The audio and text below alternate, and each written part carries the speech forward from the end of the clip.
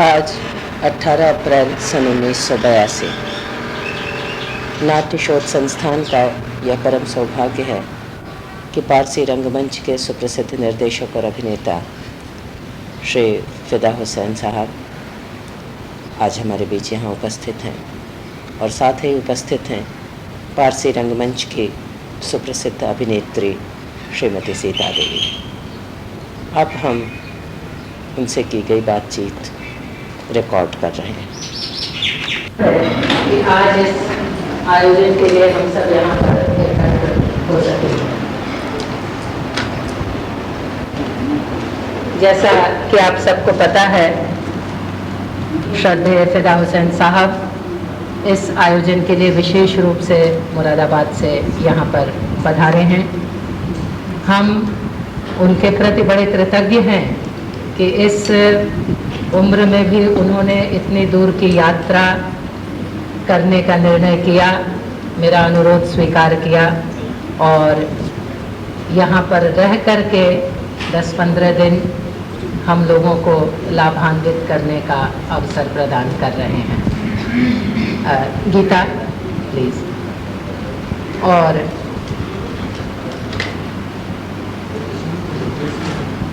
फिदा हुसैन साहब, हम आप सबकी ओर से, नाट्य शोध संस्थान की ओर से उनका हार्दिक स्वागत करते हैं।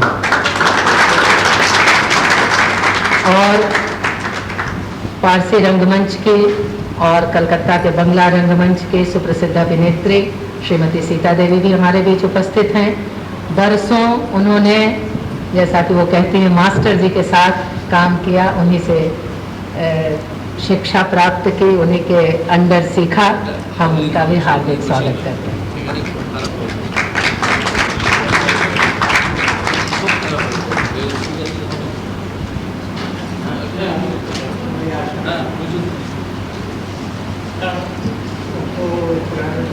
हाँ, हमें बहुत अच्छा लग रहा है कि बहुत से पुराने साथियों से फिदा हुसैन साहब की मुलाकात हो रही है और उन साथियों को और उनको भी आनंद मिल रहा है। वैसे आज इस अवसर पर मुझे विशेष कुछ इसलिए नहीं कहना है कि फिदा हुसैन साहब के बारे में जो कुछ मुझे कहना है वो शायद उनकी ज़बानी ही सुनना हम सब लोगों को अच्छा लगेगा। फिर भी थोड़ी सी बात उन साथियों के लिए जो नए हैं, कम उम्र हैं, उनके लिए। फिदा हुसैन साहब, मैंने पत्र में, निमंत्रण में थोड़ी भूल ही की थी। उम्र उनकी वो 83 पार कर चुके हैं, 84वां वर्ष उनका चल रहा है और पारसी रंगमंच के साथ बड़ा लंबा संबंध उनका रहा है।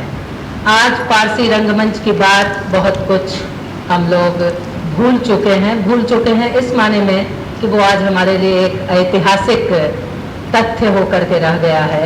आज उस शैली और उस प्रणाली का उपयोग डायरेक्ट रूप में नहीं हो रहा है। सर्वथा हम उससे मुक्त हो पाए हों ऐसा तो मुझे नहीं लगता है, मगर फिर भी वो प्रभाव अब अधिक सूक्ष्म रूप में कहीं कहीं हमें प्राप्त होता है। और उस परंपरा के साथ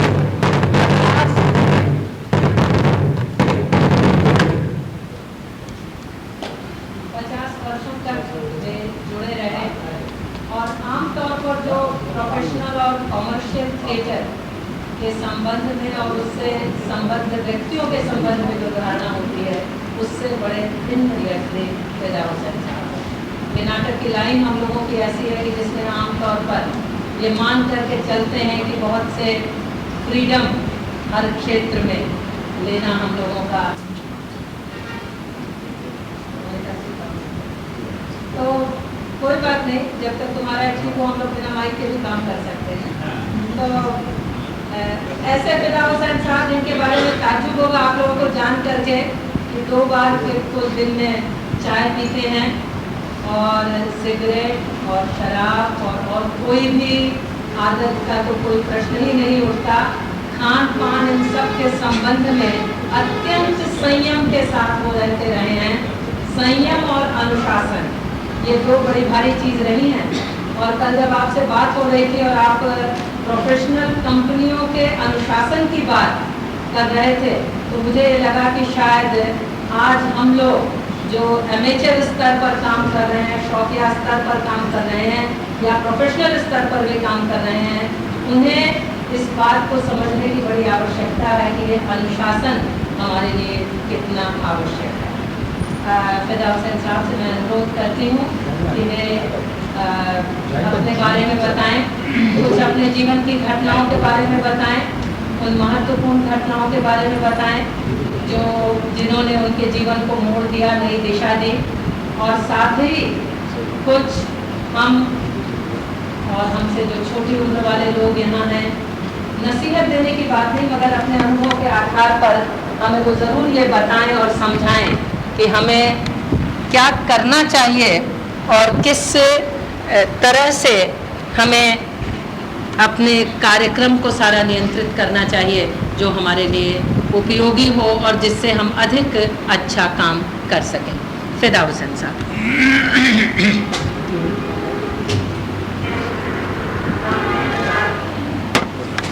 मैं तो काम नहीं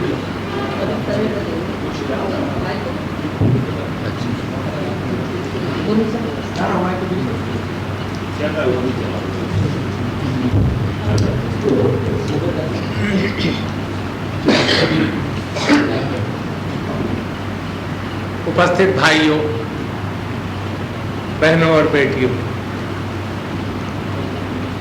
15 साल के बाद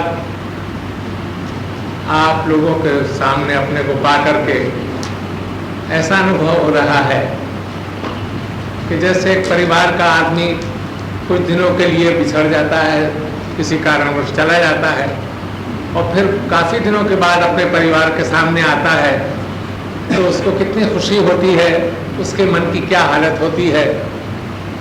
मेरी इस वक्त वही हालत हो रही है। मुझे ये मालूम हो रहा है कि मैं अपने परिवार में बैठा हुआ हूँ।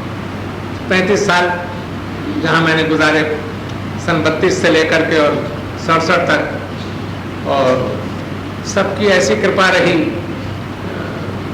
पूरे समाज की कि मुझे इस कदर अपनाया हुआ था, इतना प्यार मुझे दिया था कि मुझे अपने घर का, अपनी फैमिली का मोह ही नहीं सता पाया।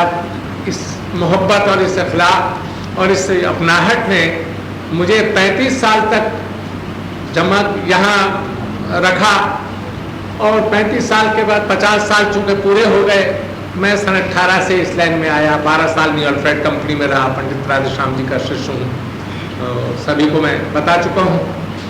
तो 12 साल उस कंपनी में रहा और सन 31 में टॉकीज ईजाद हुई तो 32 में वो कंपनी बंद हो गई, कलकत्ते चला आया। कलकत्ते में मैं कभी नहीं आया था पहले और ना किसी आदमी से वाकिफ था और ना यहाँ के हालात के, यहाँ के रास्ते या कुछ, बिल्कुल अनजान था। उस वक्त 6-7 कंपनियाँ थीं, east India company, film corporation और राधा कंपनी और भारत लक्ष्मी कंपनी और मेडन कंपनी और तमाम काली कंपनी, और इनका ज़्यादातर स्टाफ भी केदार शर्मा और सबके सब है, तो सब लोग यहीं थे। मेरी आवाज़ पहुंच जाएगी। तो तब से लेकर के करीब 8 साल, 5 साल तो फिल्म में ही काम किया, 8-10 पिक्चरों में काम किया। हमारे गुरु थे प्रफुल्ल राय, चारू राय, और बंगला नाटक भी देखता रहा। तो कुछ रोज़ के बाद तो थोड़ी समझ आ गई, भाषा का भी थोड़ा सा अंदाज़ा हो गया, और ख़ासकर बंगला भाषा के लिए तो दिल में इतनी गुंजाइश है और इतनी जगह है कि मुझे ये मालूम होता है कि सबसे अच्छी भाषा है दुनिया के अंदर, बंगला भाषा रियली। तो लेकिन मैं इसमें थोड़ा कमज़ोर क्यों रहा, उसका कारण एक मिसाल आपके सामने ही बैठी हुई है। मैं चाहता था कि ये मुझे बंगला कुछ सिखाएं, मगर ये उल्टा ही साफ था, वो नहीं, पहले हमसे हिंदी में बात कीजिए और ताकि हमको हमारी हिंदी की प्रैक्टिस हो। भारत लक्ष्मी में 5 साल रहा तो वहाँ भी सब बंधु जितने भी थे तो उनका भी यही रहा कि नहीं, बंगला तुम सीखते रहना, पहले तुम हम से बात करो, हिंदी में बात होनी चाहिए तब। गरज ये कि वो, लेकिन फिर भी जिस भाषा से मोह और मोहब्बत हुई उसको तो अपने आप ही गया, उस दिल में उसने घर कर दिया। खैर,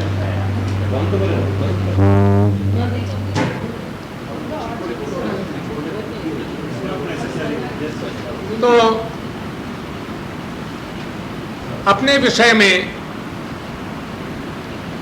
क्योंकि ज़्यादा समय न लेकर के शॉर्ट में ही बात करनी अच्छी है। सन 11 में दिल्ली दरबार जाट पंचम जब हिंदुस्तान आए तो दिल्ली दरबार में बहुत तमाम हिंदुस्तान भर के रियासतें भी और ज़िम्मेदार भी और जो बड़े बड़े जो लोग थे मशहूर, वो सब भी निमंत्रण उनको दिया गया, वो लोग सब गए वहाँ दिल्ली दरबार में। तो जितने भी फनकार थे, जैसे नट के तमाशे करने वाले, कठपुतली के तमाशा करने वाले, जादू का खेल दिखाने वाले और जितने भी सनतकार थे वो सब बुलाए गए थे वहाँ पे। दिल्ली में, दिल्ली से लेकर के और पानीपत तक तमाम कैंप ही कैंप, सैकड़ों हज़ारों कैंप पड़े हुए थे सब। बड़ी वो था, गेट ऑफ इंडिया उसी वक्त बना इसी बादशाह के जहाज़ लगने के लिए बॉम्बे का। तो वहाँ पे दरबार ख़त्म होने के बाद, और मुझे बहुत छोटपन से ही कुछ शौक़ था सुर की तरफ, लेकिन ख़ानदान जहाँ जन्म हुआ था वो लोग इतने दूर थे इससे और इतने मेरे इस शौक़ से परेशान थे कि वो उनका कोई बस नहीं चलता था। मेरी ये हालत थी कि मैं पिटाई हुई मेरी और मैंने तौबा की थोड़ी देर को, लेकिन रात को कहीं आवाज़ आ गई तो फिर वही हरकत अपने बाज कहाँ आने वाले। तो खैर सन 11 के वो दरबार ख़त्म होने के बाद तो अपने अपने सूबों को, अपने अपनी जगह को सब फनकार जब और कलाकार सब गए तो वो अपने अपने फ़न का तमाशा अपना दिखाते हुए अपने पैसे कमाते हुए गए। उसी में मुरादाबाद में सन 11 ही का जिक्र है, कठपुतली का भी एक मोहल्ले में एक शो हुआ। तो खाट खड़ी करके और वो कठपुतली का चादर तान करके वो तमाशा करते थे। तो सबसे पहले दिमाग पर जो असर हुआ वो कठपुतली का जो देखा, उसमें सब्जेक्ट था कि बादशाह है, ये इसका वजीर आन के बैठा, ये उसका सिपह सालार है, ये इसका सेनापति है। फिर एक दूसरे से झगड़ा हुआ, उसमें तलवारबाजी चली, वो सब। तो उसमें थोड़ा सब्जेक्ट था, कहानी थी। तो इसलिए उस कहानी का दिमाग के ऊपर इतना असर बैठा कि वो खेल तो ख़त्म हो गया, मैं घर में वो हरकतें करनी शुरू कर दी। पागलपन की बात थी। खैर, ये शौक़ चलता रहा, गाने का शौक़ नहीं छूटा। और 1 मिनट की ज़रा सी बात है, बड़े भाई उस वक्त थे, माताजी की स्वर्गवास हो गया था, लेकिन मैं सबसे बड़े भाई थे, उनकी शादी भी हो गई थी। जब वो मैं गाने का शौक़ नहीं छोड़ता था तो उन्होंने मेरी भाभी के, जो मुझे बहुत प्यार करती थी, उनके हाथ से मुझे पान में सिंदूर दिलवा दिया कि ये आवाज़ ही इसके ख़त्म हो जाए। और लोग एतराज़ करते थे, वो लोग सब बेचारे हाजी और हाफिज किस्म के लोग थे, सब गाने से दूर परहेज़ उनको। तो मेरी आवाज़ बंद हो गई। करीब 4-5 महीने तक मेरी ये हालत रही कि मैं कंठी ख़त्म हो गया। तो मैं इतना परेशान था कि मस्जिद में जाता था, मंदिर में जाता था, मज़ारों पे जाता था, रोता था, सर पटकता था, मगर आवाज़ ही नहीं। और दवाइयाँ जितनी कर सकता था कि, लेकिन मैं, लगन मेरी थी और मैं एकांत में रोता था और ईश्वर से प्रार्थना करता था कि मुझे कोई नहीं चाहिए दुनिया की चीज़, मुझे मेरा सुर ठीक हो जाए। तो कुछ रोज़ के बाद ये जन्माष्टमी के ऊपर हमारे मुरादाबाद में मंदिर हैं, तो इलाका, वहाँ पे वो मंडलियाँ आती हैं और संत लोग आते हैं। तो वहाँ पे एक संत आए हुए थे और वो बहुत अच्छे, कोई बड़ी उनकी हस्ती थी। मैं उस तलाश में रहता था कि कोई बुज़ुर्ग मिल जाए, कोई फ़कीर मिल जाए, कोई बता दे, मतलब एक बुरी हालत थी। तो मैं वहाँ पहुँच गया, 84 घंटा मोहल्ला है मेरे मोहल्ले के पीछे ही, वहाँ पहुँच गया तो देखा कि वो धूप में चबूतरे के ऊपर एक विशाल मूर्ति, बहुत सफ़ेद दाढ़ी, और वो चटाई पे यूँ बैठे हुए थे और तकिया लगा के, और उन पर एक आदमी उनको पैर दबाता। तो मैं अंदर दरवाजे में जाने लगा तो वो बल्लम का पैरा भाले का लेकर संतरी खड़ा था, वो लोग रोक दिए और मैं परेशान। तो उनकी नज़र मुझ पर पड़ गई, दूर फासला था, तो उन्होंने कहा आने दो आने दो। मतलब ये कि ये जानते हुए भी कि मुसलमान है उसको रोक रहे हैं इसलिए, लेकिन उनके मुंह से ये निकला कि आने दो, तो वो कौन रोके। मैं आ गया, वो आते के साथ उनके पैर पकड़ के, वो पैर फैला हुआ था, इतना रोने लगा और लोगों ने कहा कि ठहरो इसको अलग कर दो। तो उन्होंने कहा कि नहीं, इसका मन हल्का हो जाने दो पहले। बहुत तो मैं 2-3 मिनट तक रोता रहा। उसके बाद एक और शख्स खड़े थे वहाँ पे, उन्होंने कहा साहब इसका कंठ खराब हो गया, इसका कंठ बहुत अच्छा था, ये भजन वजन में भी कभी कभी आता था ये। तो बोले अच्छा, पास बुलाया, बोले कैसे हुआ? मैंने कहा ऐसे ऐसे हो गया। तो बोले अच्छा, दवा तो कोई ख़ास मैं नहीं बताऊंगा, एक साधना बताता हूँ और संभव है कि तुमको उससे फ़ायदा पहुँचे, लाभ मिल जाए। और दवा में सिर्फ ये है कि जिसने तुमको सिंदूर दिया है भाभी ने, उसके हाथ से ही पक्का केला 3 रोज तक घी में तल करके खाओ। ये टोटका समझिए या दवा समझिए। और साधना ये थी कि कुएं के ऊपर लेट करके, गर्दन कुएं में लटका करके, और जब तक कि तुम्हारा सुर साफ ना हो जाए तब तक तुम सुर भर आ करते रहो। तो मैं घर मकान के बाहर कुआं था, वहाँ तो कर नहीं सकता था ये हरकत। तो मैं जिस दिन में कोई नहीं जाता था, उस जंगल में 10वां घाट है, वहाँ पे ये मशहूर था कि कोई खजूर के ऊपर भूत रहता है, नट रहता है, लेकिन मैं किसी को नहीं मानता था। सिर्फ इस दिमाग में मैं दोपहरी में वहाँ जाता था दौड़ोबा, और वहाँ कुएं एकांत था बिल्कुल, कुएं के ऊपर लेट करके। तो मैं कोई 15-20 रोज तक ये करता रहा, कोई इससे कुछ फ़ायदा नहीं पहुँचा। वो केले का काम कर दवा कर ली थी, लेकिन हिम्मत नहीं हारा। उन्होंने कहा था कि जब तक ना हो तब तक करते रहना। तो मुझे उनका कहना ख्याल में था। तो कोई 20 रोज़ के बाद 21वें दिन मुझे मालूम हुआ कि कुछ शुरू हुई। गर्ज ये शॉर्ट कि 25-26 दिन के अंदर अंदर मेरा गला साफ हो गया, जैसा सुर था वैसा फिर वापस हो गया। तो फिर वो शौक़ हुआ, कई मंडलियाँ, वो कव्वाली है उसमें नौटंकी है, उसमें जाने का शौक़ हुआ। लेकिन ये जो पिटाई थी ये बंद नहीं होती थी, बराबर कोई ना कोई शिकायत कर देता था। तो जहाँ तक पिताजी का सवाल है, वो बहुत प्यार करते। बड़े भाई का भी देहांत हो गया और कोई औलाद भी उनके नहीं थी, तो सबसे बड़ा मैं था, 2 मुझसे छोटे भाई, एक बहन मुझसे छोटी। तो पिताजी का प्यार मुझसे बहुत ज़्यादा था और वो मुझे कभी नहीं मारे, ज़िंदगी में हाथ ही नहीं लगाया। मगर और जो थे वो लोग सब ये कहना चाहिए कि कंस का रूप दूँ या कसाई का रूप दूँ, चचा भी थे और चचादाद भाई और तायादाद भाई, वो जब मौका मिलता था सुनते थे कि रात को ये वहाँ गाना सुनने गया तो वो बुरी तरह मारते थे। ऐसे 2 साल पिटता रहा और शौक बढ़ता रहा। आखिर ड्रामेटिक क्लब थे 2-3, उसमें भर्ती हो गया। सन 17 में जब लड़ाई चल रही थी, आखिरी दम पे चलती, तो रॉयल ड्रामेटिक क्लब मुरादाबाद का था, उसमें शहर के अच्छे लोग सब थे वहाँ उसमें। तो पहले दिन की कामयाबी ये रही, खूब 6 महीने तक ट्रेनिंग हुई और पार्ट सिखाया, फीमेल पार्ट किया था। जब इस शो के दिन शाही फ़कीर ड्रामा था, स्टेज पे निकला तो पब्लिक, बहुत बड़ा हॉल था, पब्लिक फ्री था, कोई टिकट का तो कोई सवाल नहीं था, क्लब का था। तो पब्लिक इतनी थी कि मैं उसको देख के डर गया, और ऐसा डरा, इतना खौफ आया कि मुझे बुखार हो गया एकदम। अच्छा, पार्ट भूल गया, अंदर से 2-2 प्राउंड वाले चिल्ला रहे, अबे बोल। तो वो अब पब्लिक ने इतने में हल्ला शुरू कर दिया, और यहाँ तक नौबत आई कि पब्लिक ने निकाल दिया स्टेज से, बोले जाओ निकालो निकालो निकालो। ये पहला दिन था। खैर, एक प्राउंटर साहब थे, खां साहब, मर्दान खां, उन्होंने तो गुस्से में, वो उर्दू की किताब थी प्राउंट की, वो किताब फाड़ डाली, फिर लुटिया डुबो दी, काहे को इसको ले आई जाके। लेकिन एक दूसरे जो प्राउंट थे, करता उसके राम बिहारी भाई, उन्होंने सबको समझाया कि भाई बड़े बड़े पर हौसले पस्त हो जाते हैं, पब्लिक का हॉल भरा हुआ था, कभी मौका नहीं मिला इस तरह का। खैर, दोबारा रिहर्सल हुई, दोबारा जब स्टेज पे निकला, कामयाब हो गया, वो बात ख़त्म हो गई।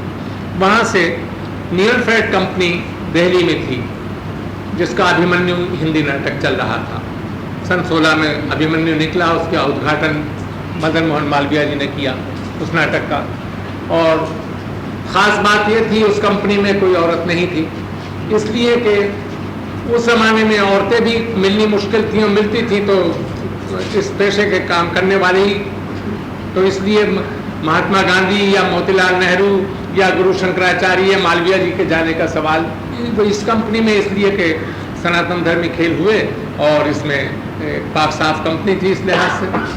तो मैं क्लब के जो प्रेसिडेंट थे साहू महाराज नारायण, उनका मानिक शाह बलसारा जो मालिक थे पारसी कंपनी के न्यूल फ्लैट के, उनसे बहुत दोस्ताना था, लिहाजा उन्होंने मुझे दिल्ली भिजवा दिया।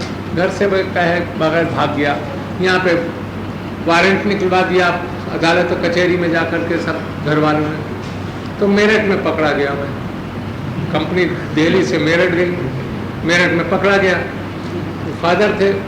तो मैं आपको ये बता रहा हूँ कि शौक़ ऐसी चीज़ है कि जिस बाप की आंखें गोया एकदम रोते रोते जख्म हो गए थे मोहब्बत में, वो बाप जब सामने आए तो ये दिल में सोचा कि ये मर जाए तो अच्छा है, मेरा पीछा छूट।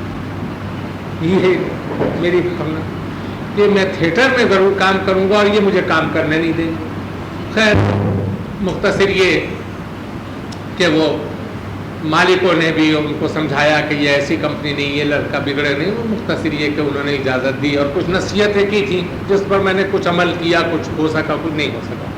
उस कंपनी में मैं रहा। उस कंपनी में दूसरे ही दिन पंडित जी से परिचय हो गया, पंडित राधेश्याम जी कथावाचक मेरे धर्मपिता। तो उनकी कृपा से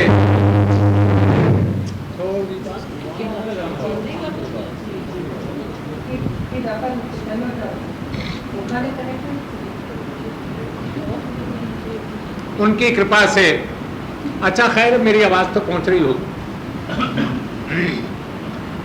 उन्होंने मुझ पर इतनी कृपा दृष्टि रखी कि अपनी औलाद के लिए एक बाप जो कुछ कर सकता है वो पंडित जी ने हमेशा मेरे लिए किया। और उसी का कारण था कि पंडित मदन मोहन मालवीय जैसी हस्ती ने सन 23 में मेरे सर पे हाथ फेर के मुझे प्रेम शंकर मेरा नाम रखा। और इसी सिलसिले में वो नरसी मेहता ड्रामा तो शायद आपने भी देखा ही था, और गुरु शंकराचार्य ने दिल्ली में नरसी की उपाधि दी। तो बड़े बड़े मतलब ये उतार चढ़ाव। तो कलकत्ते में सन 37 में फिल्म से अलग हो गया और हिज मास्टर वाइस भी ज्वाइन कर चुका था। उसमें जितने ड्रामे निकले 20 साल तक उसका डायरेक्टर मैं रहा और करीब 200 रिकॉर्ड अपने गज़ल कलाम जितने भी बड़े शायर हैं हिंदुस्तान के और कवि हैं उनकी गीत वगैरह सब वो भरे गए। तो करीब 200 रिकॉर्ड भी भरे हिज मास्टर वाइस में। और उस ज़माने में रॉयल्टी नहीं थी। हमारे लीडर जो थे वो केसी डे बाबू थे, उन्होंने ही लड़ा करके और इंग्लैंड तक खूब जंग की और रॉयल्टी कायम कराई। नहीं तो वो लोग पैसा फिक्स देते थे और कमाई उनकी एक रिकॉर्ड के ऊपर 6 लाख रुपया कमाया एक गाने पर हिज मास्टर वाइस उस जमाने में। छोटे से बलमा मोरे आंगना में गिल्ली खेल जोरा अंबाले वाली का। तो उसको मिला क्या, एक सोने का मेडल और एक मशीन। मेरी गज़ल बहुत मकबूल हुई, बहुत पसंद हुई। वो डायलॉग की तरह बोल करके भी और फिर उसको शेर को कहना, तो वो मॉरिशस और बर्मा और लंका सब जगह वो चला रिकॉर्ड। और हिंदुस्तान याद है आपको? जरा सा याद सुना दीजिए ना जरा सा। तो स्पीच के बीच में ही अच्छी बात। तो पहले मैं एक शेर अर्ज करूं और मेरे ख़ास अजीज़ ख़ास कृपालु बड़े मेहरबान मोहब्बी धर्मचंद जी भी बैठे हुए हैं, जिनकी कृपा मैं समझता हूं कि मुझ पर सबसे ज़्यादा रही है कलकत्ते में जब तक मैं रहा।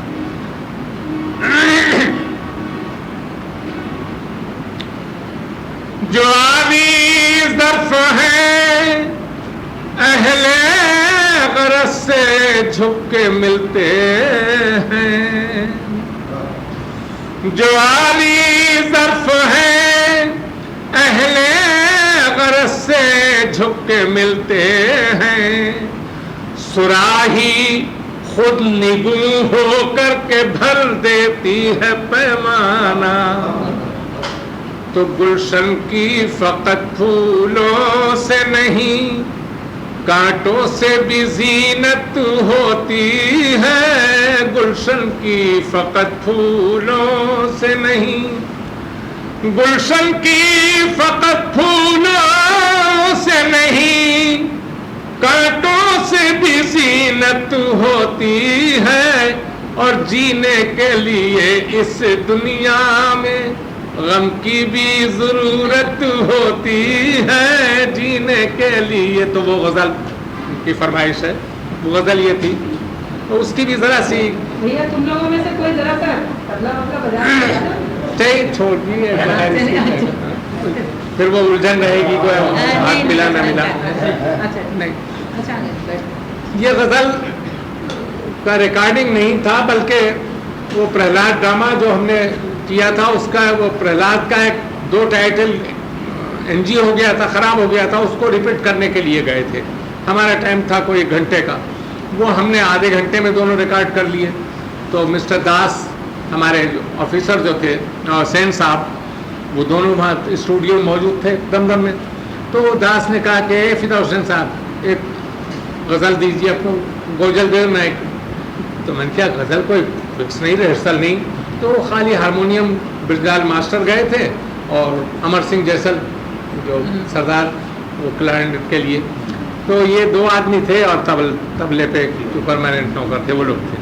तो 3 साल तो कह लगे तुम दो गज़ल ना भाई। तो गज़ल का मेरा उस ज़माने में बहुत अच्छा चला हुआ था सिलसिला, उनको यकीन था। तो मैंने कहा फिर, तो वो कहने लगे कि ऐसा करो, गज़ल जो मैंने सुनाई तो कहने लगे ऐसा करो, इसको पहले मुंह से डायलॉग की तरह बोलो। तो मैंने कहा पागल है, दिमाग ख़राब है खामोखा के लिए। अरे बोले नहीं, हमारे कहने से तुम करो इसको। तो मतलब ये कि जिद की उन्होंने। तो बैकग्राउंड दे के म्यूज़िक, अब जो कव्वाल लोग और हर जगह पे आप देखते हैं गाने से पहले मुंह से कह के समझाते हैं, वो स्टाइल उसके बाद चली है मुझसे। तो है वो गज़ल, वो जिस दम गैर की बज़्म अज़ा में नौह गर जाएं, हमें उस दिन को मौत आ जाए, हम उस दिन को मर जाएं। वो जिस दम गैर की बज़्म अज़ा में नौह गर जाए, वो जिस दम गैर की बज़्म अज़ा में नौह गर जाए, हमें उस दिन को मौत आ जाए, हम उस दिन को मर जाए। हमें वो आहों से है नाखुश और रोने भी नहीं देते, गरज उनका ये मतलब है यूं ही घुट घुट के मर जाए। वो आहों से है नाखुश और रोने भी नहीं देते, गरज उनका ये मतलब है यूं ही घुट घुट के मर जाए, गरज उनका ये मतलब है यूं ही घुट घुट के मर। ये इस तरह के दोनों साइड में ये गज़ल भरी गई। खैर, तो उस गज़ल जब बहुत सेल हुई तो कंपनी में कुछ देना चाहिए आर्टिस्ट को। तो जो जोरा को एक सोने का मेडल मिला था और एक मशीन, वैसे ही मुझको भी एक मशीन और मेडल मिला। मेडल तो खैर वो कहीं पड़ा होगा बहुत सारे, जो कि 150 मेडल मिले नरसिंह मेहता के पार्ट में, दिल्ली में और कानपुर में और सब जगह। और लेकिन ये मशीन अभी तक वो और रिकॉर्ड सब वहाँ पे घर पे पड़े हैं गोदाम के अंदर समय। तो सन 37-36 में ज़्यादा चांस नहीं मिलता था पिक्चर में, कुछ पार्टीबाजी भी चलती थी और चेहरा भी इतना खूबसूरत नहीं था कि जो कोई ख़ास पार्ट मिले। तो इस कारण वहाँ से तबीयत उगता रही थी। चूँकि थिएटर में पला था, थिएटर का माहौल छाया हुआ था दिमाग के ऊपर शुरू से और उसी का शौक़ था। तो इतने में कज्जन पहली हीरोइन हिंद की फिल्म की सीडी फरहाद की, तो मिस कज्जन आप नहीं जाने। तो कज्जन ने कंपनी बनाई, करनानी साहब से झगड़ा हो गया मैडम के यहाँ से, तो अपनी कंपनी कज्जन थिएट्रिकल कंपनी बनाई। तो उसके लिए ज़रूरत हुई। तो मुख्तसर ये कि लोगों ने मेरे लिए कहा, कद के हिसाब से जो है जोड़ा बहुत अच्छा मिलता था क्योंकि वो भी लंबे कद की थी। तो खैर उस कंपनी को ज्वाइन किया और 2 महीने यहीं ग्लोब सिनेमा लेकर के यहाँ शो वो किया है। ज़रा ठीक नहीं चला। फिर सफ़र किया कंपनी ने पटना बनारस होते हुए पेशावर तक, लालकोट और पंजाब और सिंध और कोयटा बलोचिस्तान तक मतलब। फिर लौटते में कानपुर में वो कंपनी बंद हो गई, रेड शुरू हो गया था। उसके बाद कलकत्ते फिर आ गया। फिर ये 5 नंबर धर्मतल्ले में शाहजहाँ कंपनी थी, यहाँ पे नरसिंह मेहता निकला ड्रामा, वो शायद तभी आपने भी देखा था, नरसिंह मेहता, शुक्रन बाबू और आप सब लोग। और उसी ज़माने में लड़ाई चढ़ गई तो फिर हर हिटलर, फजल हक होम मिनिस्टर थे और वो केसी थे गवर्नर, वो आए, वो फंड में शो दिया था, हर हिटलर ड्रामा निकला। इस कंपनी ने भी सफ़र किया। ये सफ़र करते करते कराची में जाके बंद हो गई सन 40 में, और वहाँ से फिर कलकत्ते आया। कलकत्ते आया तो ये तूफ़ान मचा हुआ था, वो इमरजेंसी एरिया कलकत्ता हो गया जापान के बम डर की वजह से। तो सबको छोड़ना पड़ा कलकत्ता। तो तमाम स्टाफ को जमा करके अपनी खुद की कंपनी बना के पदम सिंघानिया साहब और ये फैमिली ने फाइनेंस किया, और ये बहुत शौक से देखते थे धार्मिक ड्रामा, इनकी माता जी वगैरह।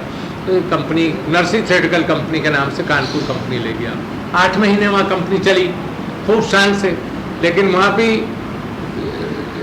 जितना भी बार का मटेरियल बनता था कानपुर में इंडस्ट्री थी उसकी, तो इसलिए वहाँ भी खौफ हुआ कि वहाँ से बेभगदड़ मची कंपनी। वहाँ सन 42 में गांधी जी का आंदोलन शुरू हो गया, तो ये ख्याल हुआ कि सन 57 का गदर हो गया, कंपनी बंद कर दी, सबको भेज दिया।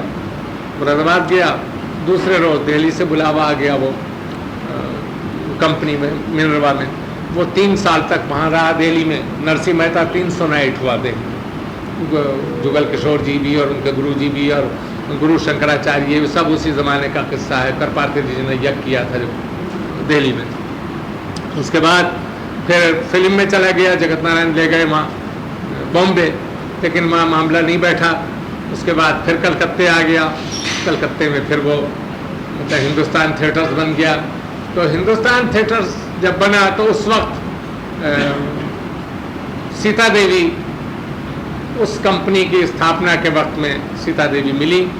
और हकीकत तो यह है कि सीता देवी को जब सेटल कर लिया कंपनी में, सब दिल्ली से ले आया था सबको, तो सभी इस बात के ख़िलाफ़ थे कि न तो वो बोल सकती हैं हिंदी, न वो ज़ुबान जानती हैं, और आप उनको हीरोइन बना रहे हैं, इतना बड़ा पार्ट दे रहे हैं। तो हम तो हिम्मत नहीं हारे। और सीता देवी ने इतनी लगन के साथ, इतनी मेहनत के साथ अपना पार्ट याद किया, गैर ज़ुबान होते हुए भी।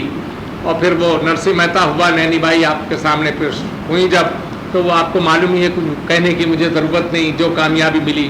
तो थिएटर कंपनी ज़्यादा दिन चले, उसके लिए सबसे बड़ी ज़रूरत जो होती है वो हीरो हीरोइन की होती है। अगर वो अच्छे मिल जाएं तो चूँकि इस लाइन के अंदर टिकता नहीं कोई, मेंढकों को तराजू में तोलना और एक्टरों पे कंट्रोल करना भी बड़ा मुश्किल है। नहीं, हकीकत ही एक भूख खाना होता है। तो खैर ये किस्मत की बात थी कि सीता देवी जैसी आर्टिस्ट हीरोइन मिली, और इतनी लंबी लाइफ थिएटर ने ली और अच्छे तरीके से कामयाबी से चली। उसका कारण मेरे, जहाँ तक मेरा ताल्लुक़ है कि मैं बरसों थिएटर कंपनी चलाता रहा, तो उसमें सबसे पहला कारण तो सीता देवी है कि मुझे इस चीज़ की तरफ से इतनी बेफिक्री थी कि शो टाइम पर हुआ, कभी भी ड्यूटी से 1 मिनट भी लेट नहीं। अपना पार्ट जहाँ तक है मैं थक जाऊँ या और सिखाने वाला थक जाए, या लेकिन सीता देवी थकने वाली नहीं थी जब तक कि वो ठीक ना हो जाए, वरना हमको अभी और प्रैक्टिस करनी। तो मतलब ये कि ये आपके सामने मौजूद है। और ये भी ख़ास बात है कि अपने इस इतने पीरियड में भी अपनी हेल्थ का ख्याल रखा, अपनी आवाज़ को भी अपनी संभाला। ये भी आर्टिस्ट के लिए बड़ी ज़रूरी चीज़ है कि चूँकि वो लोग लापरवाह हो जाते हैं, ख्याल नहीं करते इस चीज़ का, और आवाज़ को ख़राब हो या अपनी हेल्थ ख़राब हो उसकी तरफ कम लोगों का ध्यान जाता है, लेकिन मेन चीज़ है इसका ख्याल रखना चाहिए। तो उसके बाद तो झांसी की रानी निकला। फिर मैं दोबारा जब चला गया, राइट के बाद मैंने ये काम छोड़ दिया था, जंगलात का ठेके वगैरह काम कर लिया था। फिर इत्तेफाक से 3 महीना, पाकिस्तान बनने से 3 महीना पहले कराची में एक कंपनी बनी सिंधियों की, उसके डायरेक्शन के लिए मैं बुलाया गया वहाँ। वो मैंने जंगलात के काम में नुकसान हुआ था छोड़ दिया, कराची पहुँच गया। वहाँ नरसिंह मेहता 3 महीने तक हुआ। श्री प्रकाश जी पहले हाई कमिश्नर थे वहाँ, भगवान दास जी के लड़के, वो बड़े लीडर थे। तो जब पाकिस्तान में बन गया और मैंने वहाँ से चलने का निश्चय किया, तो वहाँ करीब करीब 12 अखबारों ने अपील निकाली कि थिएटर का, क्योंकि 20 लाख आदमी कराची में जमा हो गया था और थिएटर का अट्रैक्शन बहुत था और ड्रामे 2 एक बहुत अच्छे निकाले, तो बहुत सब ने, लेकिन ये कि दिल ही नहीं लगता था, घर वाले अधिक परेशान। गलत ये कि वो श्री प्रकाश जी से मिला और उन्होंने कोशिश करके स्टीमर के कोटे में, मराठों के कोटे में 2, एक मेरा नौकर था और एक मैं था, उनको बॉम्बे भिजवा दिया। बॉम्बे से सीधा मैं आया कलकत्ते आया था इसलिए कि अपना कुछ रॉयल्टी का रुपया रुका हुआ था वो ले लूँगा, और मार्टिन कंपनी का शेयर थे, वो रुपया लेकर के मैं अपने वही जंगलात का काम करूँगा। लेकिन फिर वो घिर गया मोहब्बत सबकी, फिर कंपनी में फिर ज्वाइन कर लिया और भगत सिंह निकला और आपके सामने ही वो। उसके बाद वहाँ से अलग हुआ तो मूनलाइट कंपनी, तो 49 में मूनलाइट कंपनी ज्वाइन किया और 67 तक करीब 200-250 300 ड्रामे निकाले, कहानियाँ निकाली, ऐतिहासिक, सामाजिक, धार्मिक और मारवाड़ी भाषा के भी।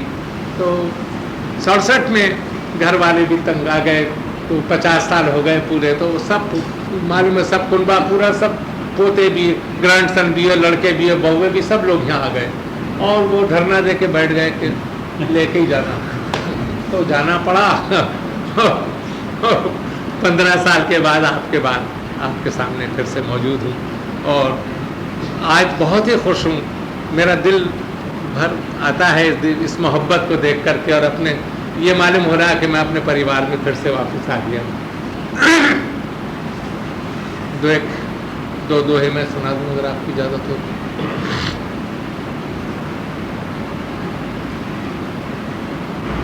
जल से पतला कौन है, कौन भूमि से भारी।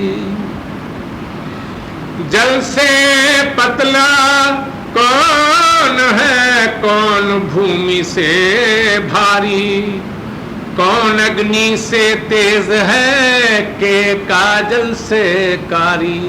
ये प्रश्न था, अब उत्तर है कि जल से पतला ज्ञान है, पाप भूमि से भारी।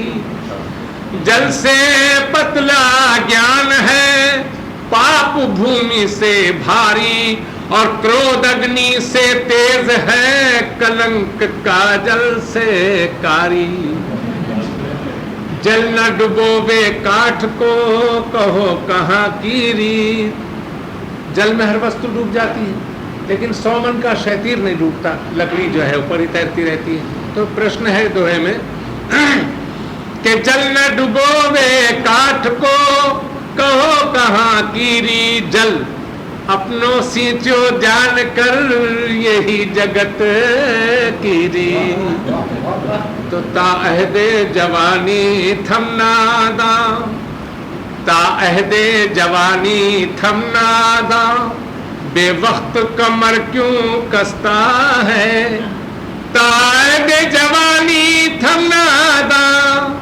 बेवक्त कमर क्यों कसता है, हस्ती से अदम की डांडी तक एक रात बसे का रास्ता है। हस्ती से अदम की डांडी तक। खास शेर सुनिएगा कि रहरो जो अदम का कोई मिला, उस लोक का कोई आने जाने वाला मिला। रहरो जो अदम का कोई मिला, ये टोक के उससे पूछेंगे। सब जाते हैं आंखें बंद किए, क्या जाना बुझा रास्ता है। सब जाते हैं आंखें बंद किए, क्या जाना बुझा रास्ता है। ताअहदे जवानी थमना दा, बेवक्त कमर क्यों कसता है। हस्ती से अदम की डांडी तक एक रात बसे का रास्ता है।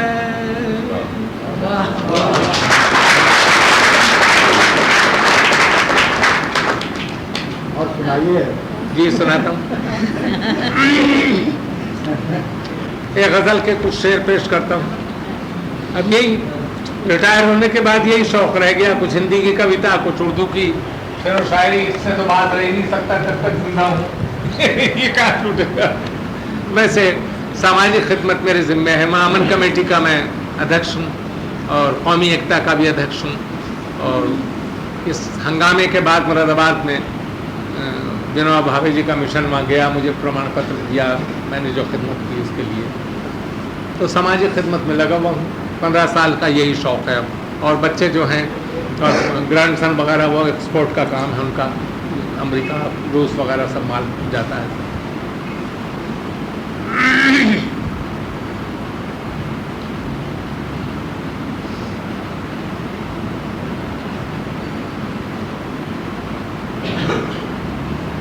किसको मालूम था देखते देखते आरज़ुओं के सीने बिखर जाएंगे। किसको मालूम था देखते देखते, किसको मालूम था देखते देखते आरज़ुओं के सीने बिखर जाएंगे। जैसे बादल हवा में न ठहरे कहीं, यूं मोहब्बत के लहने गुजर जाएंगे। जैसे बादल हवा में न ठहरे कहीं। और कुछ दिन ये दस्तूर मैखाना है, तिश्नेगामी के ये दिन गुजर जाएंगे। प्यास के जो दिन है गुजर जाएंगे। और कुछ दिन ये दस्तूर मैखाना है, तिश्नेगामी के ये दिन गुजर जाएंगे। मेरे साकी को नजरें उठाने तो दो, जितने खाली है सब जाम भर जाएंगे। मेरे साकी को नजरें उठाने तो दो। अश्के गम लेके आखिर कहाँ जाए हम, अश्के गम लेके आखिर कहाँ जाए हम। आंसुओं की यहाँ कोई कीमत नहीं, आप ही अपना दामन बढ़ा दीजिए, वरना मोती जमीन पे बिखर जाएंगे। आप ही अपना दामन बढ़ा दीजिए। देख ऐ राज़दां, देख ऐ संदेशा ले जाने वाला, देख ऐ राज़दां मिल तो लेना मगर राज रखना भी तू मेरे राज को। देख ऐ राज़दां मिल तो लेना मगर राज रखना अभी तू मेरे राज को। कह न देना हमारी परेशानियां, वरना गेसू किसी के बिखर जाएंगे। कह न देना हमारी परेशानियां। ओ बुते बेवफा हमने माना कि हम हश्र के रोज पकड़ेंगे दामन तेरा। ओ बुते बेवफा हमने माना कि हम हश्र के रोज पकड़ेंगे दामन तेरा। हाँ मगर बात इतनी बता दे हमें, तू ही मुंसिफ हुआ तो किधर जाएंगे। हाँ मगर बात इतनी बता दे हमें। और अंतिम है, जरा सबके बहुत लोगों के खिलाफ ही पड़ता है, लेकिन वो शायरी का अपना शौक है। वो पारसाओ बताओ ये बहरे खुदा, पारसारे के आखिर तुम्हें क्या मिला। पारसाओ बताओ ये बहरे खुदा, नमाजी पंडित परहेजगार लोगों से कह रहा है कि पारसाओ बताओ ये बहरे खुदा, पारसारे के आखिर तुम्हें क्या मिला। तुमने मुतलक ना पी हमने जी भर के पी, तुम भी मर जाओगे हम भी मर जाएंगे। तुमने मुतलक ना पी हमने जी भर के पी, माफ के चाहता हूँ। तुम भी मर जाओगे हम भी मर जाएंगे, किसको मालूम था देखते देखते। 83 बरस तक तो नहीं जिएगा। लेकिन शायद अच्छा, ये किसी नाटक में ये नहीं, तो अपना शौक है। बहुत सारा है मामला। छोटे यूसुफ ने जो गाया था तो 20 गजल जो अभी वही कर गए, तो मैं आपको वो बताना चाहता क्या ये गजल इतनी नामी है, ये बहुत मशहूर है। हाँ बहुत मशहूर है। कल भी रात को सुना यूसुफ को, तो यही गजल बजाई यूसुफ आजाद मतलब ये कहना चाहिए कि वो मेरे शागिर्द के शागिर्दों में से होते हैं, रिश्ता समझ लीजिए। बहुत पहले बड़ा मशहूर है बम्बई। बहुत तरक्की, मुरादाबाद भी बुलवाया था मैंने, बहुत जम के उसके दोनों का जवाब सवाल बड़ा अच्छा चला। वो अमीना की लड़की है, उसकी बीवी। हाँ बीवी जो है अमीना मेरी शागिर्द थी। वो मूनलाइट में पहले उसी को लिया था। आपके घर को देख के बड़ी खुशी हुई। मैं तो घर में सोच रहा था कि 15 साल के बाद देखूंगा तो कैसे हो गया, बस ऐसे ही क्या हो गया होगा, दांत वांत टूट गया होगा, सब ठीक है मामला, चुड़ियाँ आ गई, मशीन चल रही है अभी तक।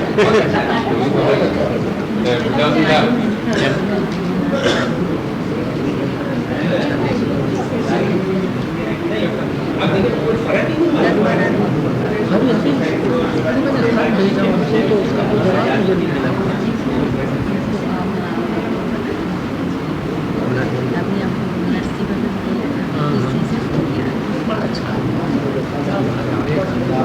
कितना मतलब ये बनावटी नहीं बड़ा है। मैंने खत भेजा था बाबूजी के नाम।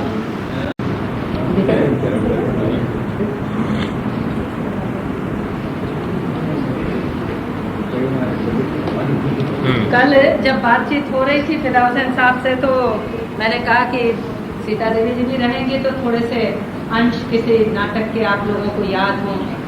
और मैंने 15 साल बाद वो नाटक के आलेख को खोज करके निकालना और स्मृति से उनको फिर से तैयार करने का प्रयत्न आप दोनों व्यक्तियों ने किया। तो आप सब की ओर से हम अनुरोध करते हैं कि वो थोड़ा सा अंश हम लोगों को सुनाएं। हमारा कैमरा तैयार है ना भैया? और सुनो, ये सबका सर तो नहीं विमल आ जी जाएगा। आप जरा से यहाँ आइए। और एक बार सामने से भी सबका ले लेना है? इधर को आइए, हम दोनों के बीच यहाँ आइए। काम ऐसे ही क्योंकि 15 साल कृष्ण सुदामा को तो हमको 20 साल हो गए। 20 साल सन 64 के बाद हम लोगों ने पाठ नहीं किया, फिर झाजी को इनको छोड़ दिया था, तो काफ़ी दिन हो गए। काउंटर का देने की उसमें जहाँ पे जगह आता है आपसे आगे जाकर के वास्तव में दुखी कौन है सुन कर्ज के बोलते उनका जरा सा ऐसा है बंधुओं,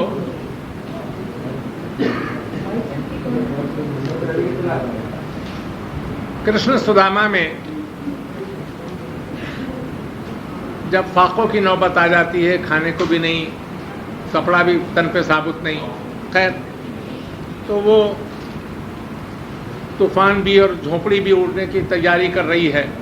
तो स्त्री दुखी होकर के घबराई भी निकलती है और परेशान होकर के उस हवा के झोंके भी हैं और वो सब है उसी के लिए है। तो ये वहाँ से शुरू उस सीन का ज़रा सा आपको सुना रहे हैं।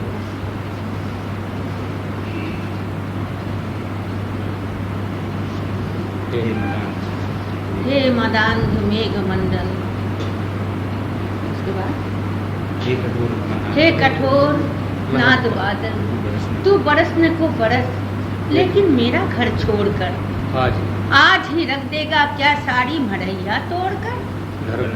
घर बनाया फूस का एक एक दिन का जोड़ कर, आ रहे हैं उस पे तेरे तीर छप्पड़ फोड़ कर। निर्दयी बेदर्द तेरा हाथ इस पर क्या फिरा, ये अवस्था घर की करती अब गिरा, ये अब गिरा। कृष्णाय वासुदेवाय गोविंदाय नमो नमः।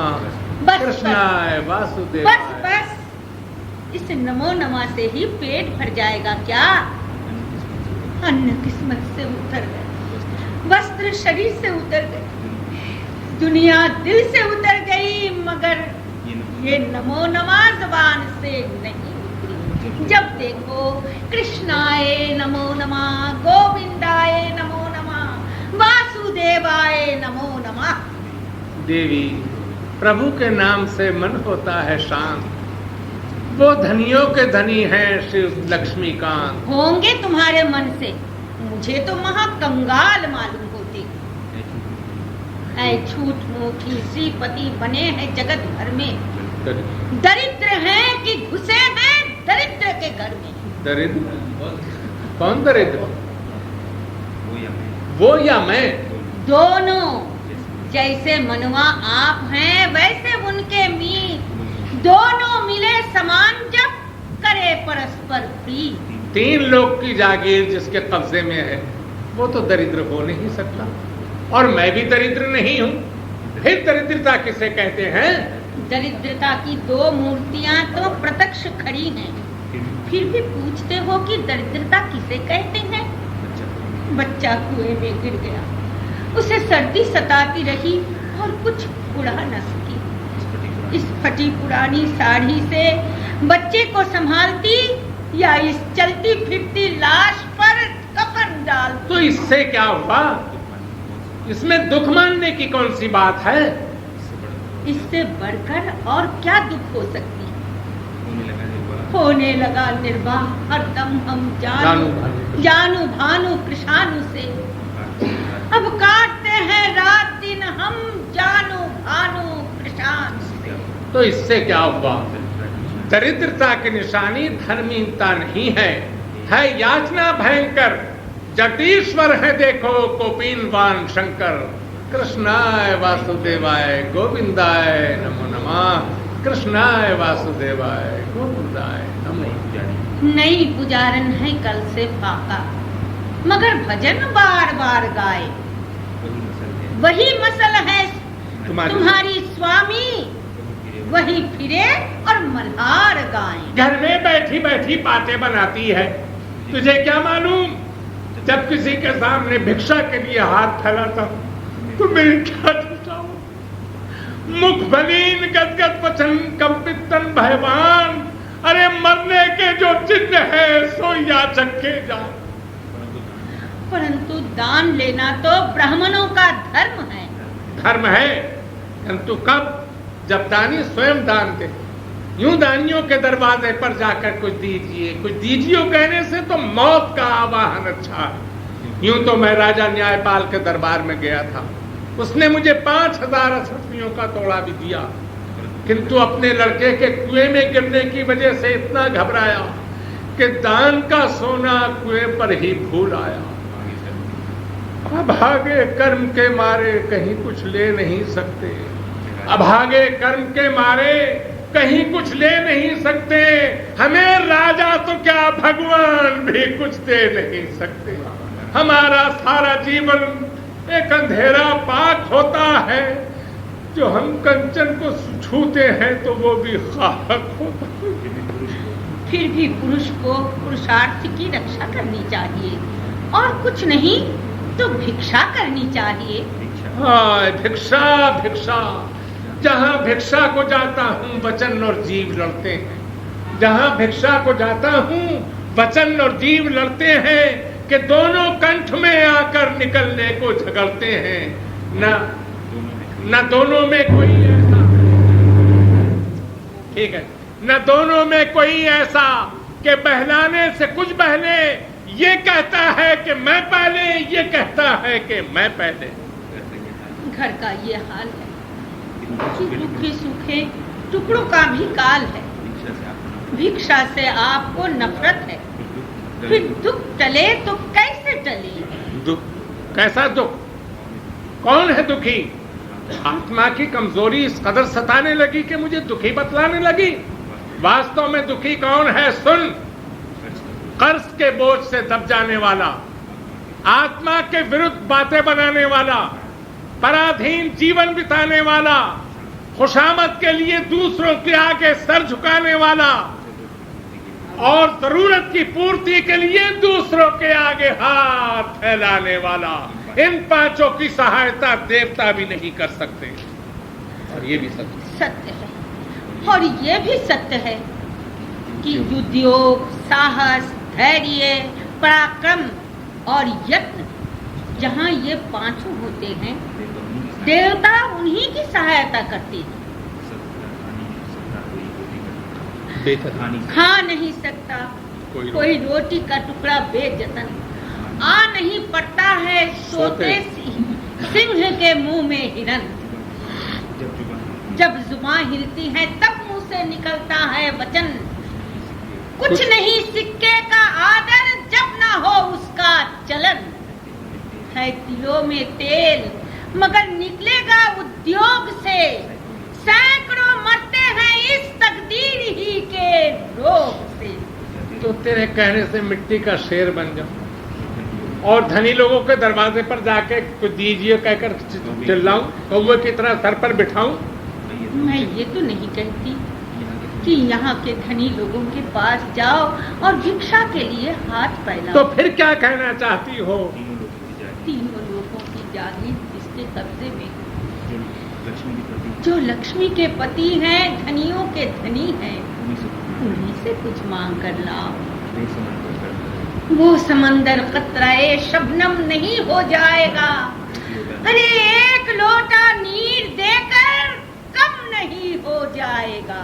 वो तो कम होगा ना होगा, मैं तो कम हो जाऊंगा।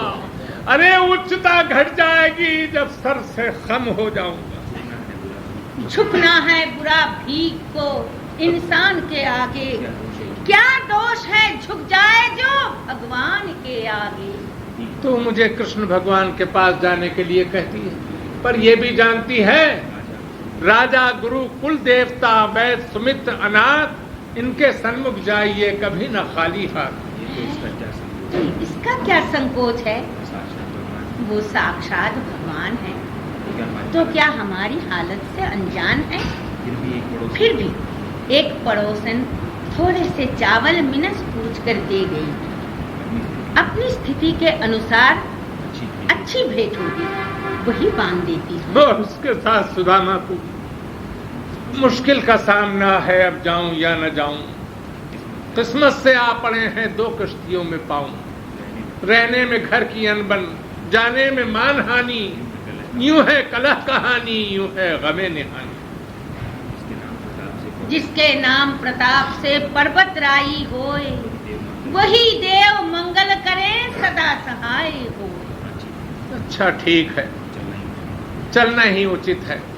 ये तो नहीं है इच्छा कुछ धन का लाभ होगा, लेकिन इसी बहाने दर्शन का लाभ होगा, ये सीखा।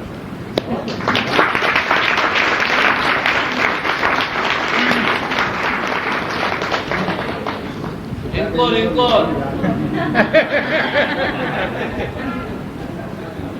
आप लोग तब तक 5 मिनट बातचीत कीजिए, उसके बाद चाय दे रहे हैं, चाय पी करके फिर हम लोग तो आगे ही इस चीज के मेलों में बड़े बड़े थिएटरों के अंदर चिल्लाते नहीं, तो इसलिए कोई असुविधा नहीं है। तो अब आप कुछ बताइए कि आपके थिएटर जीवन का प्रारंभ। जरा सबको कष्ट दूंगा, जरा सा और नजदीक पास आ जाए, तो जरा पास आ जाए, क्योंकि माइक नहीं है और सबको आसानी से सुनाई देगा। सीता देवी जी शुरू कीजिए।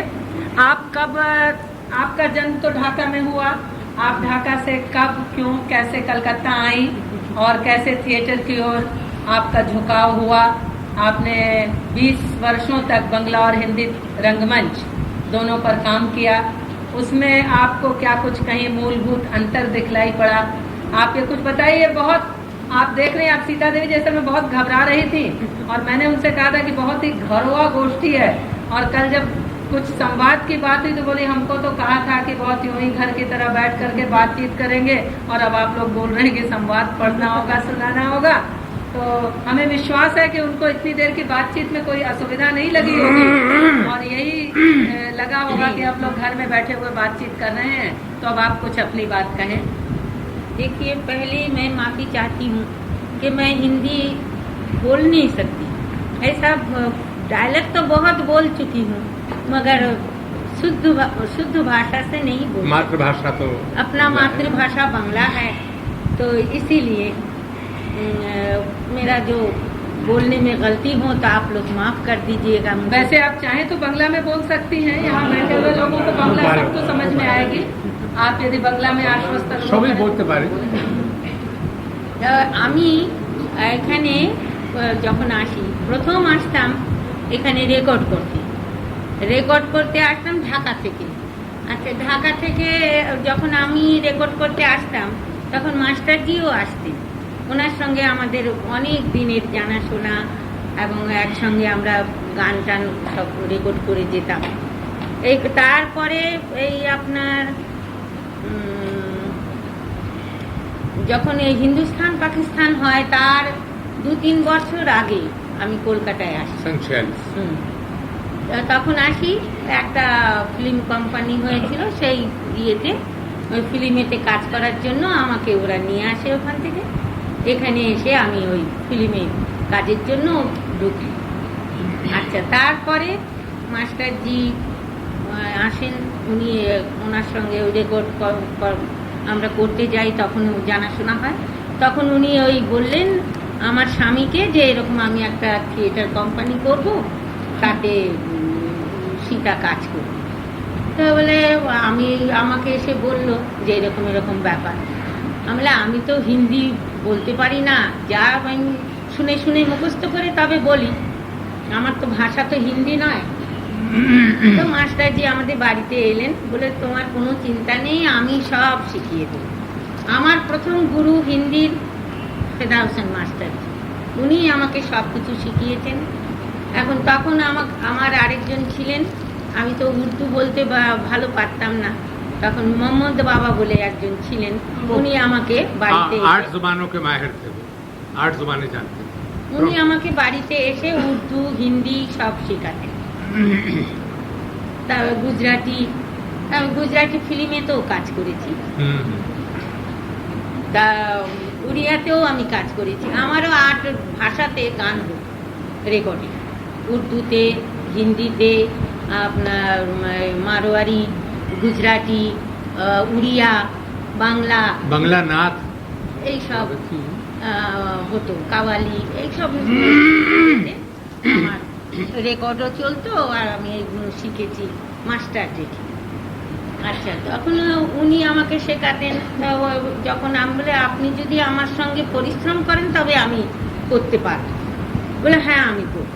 তখন এই হিন্দুস্তান থিয়েটার্সে আমাকে নাইনি বাইয়ের পার্ট দেয়, হিরোইন। আমি এত বড় পার্ট আমি করতে পারবো? বলে হ্যাঁ আমি শিখিয়ে দেবো। তুই মাস্টারজি আমার ঘরে এসে আমাকে শেখাতো। আমিও যতক্ষণ পর্যন্ত আমার মনোমতো না হতো, মাস্টারজির মতন আমি না বলতে পারছি, ততক্ষণ আমি ছাড়তাম। উনি বলতে আমার খাবার টাইম হয়ে গেছে, আমি বললাম না, আমাকে না শিখিয়ে আপনি যেতে পারবেন, আমাকে শিখিয়ে তবে আপনার যেতে হবে। আমার মুখ দিয়ে ভাষা বেরোতো না, তখন ওই একটা কথা 10 বার করে আমাকে উনি বলে শেখাতেন। তারপরে নাইনি বাই যেদিন আরম্ভ হলো, সেদিন তো আমি ভয়েতে একেবারে কাঠ হয়ে গেছি। আমার নাইনি বাইকে মারবাড়িতে হলো না, হিন্দি নাইনি বাই তো মায়েরও পরে হয়েছিল। এটা হলো নার্সি ভাকাতের নাম দিয়ে হয়েছিল, নাইনি বাইয়ের পাঠ আমার ছিল। আচ্ছা, মাস্টারজি নার্সি করেছিলেন, নার্সি কি লড়কি। তখন এই আমার তো ভয়েতে সেই কাঁপছি যে আমার কি হবে, আমি বলতে পারবো এত পাবলিক, এত ফুল হাউস। আমার মনে হচ্ছে যে পাবলিক যদি আমাকে দূর করে তাড়িয়ে দেয়। মাস্টারজিকে আমি তো পা ধরে নমস্কার করলাম। উনি বললো ঠিক আছে বেটা, कोई घबराने की बात नहीं है, मैं रहूंगा विंस के पास। ठीक है। तो मास्टरजी আমাকে ওই উইন্ডসের ধারে দাঁড়িয়ে উনি हम तो शाबाश कहते गए, बहुत अच्छा शाबाश है। তো প্রথমেই আমার গানের গলা ভগবান আমাকে দিয়েছিলেন। তো খুব উঁচুতে একটা গান ছিল, সেই গান যখন সেই দোহা বলে আমি বেরিয়েছি, তখন ভগবানের এমন আশীর্বাদ, যে আপনাদের এত আশীর্বাদ, পাবলিকেরও এত আশীর্বাদ, যে সকলে মিলে পুরো হল একবারে হাততালিতে যেন ফেটে পড়ল। মনে আছে ওই দোহাটা? হ্যাঁ, না মনে নেই, ওনারও মনে নেই বোধহয় এত দিনের কথা, আমারও মনে নেই। না, ওই দোহা মনে নেই, ওটা बहुत दिन हो गए, बहुत दिन हो गए ना, ওটা মনে নেই। আমরা বিল্লো খুঁজছি আমি।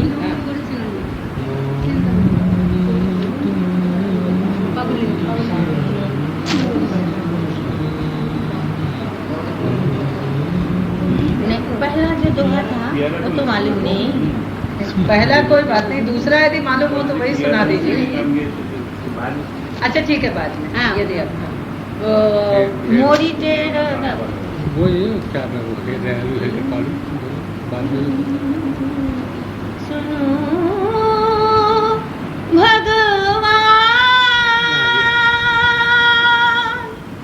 ममलाज आज ये ना जाए, रस स्वाद मदा मधु में कितना कैसे समझाए।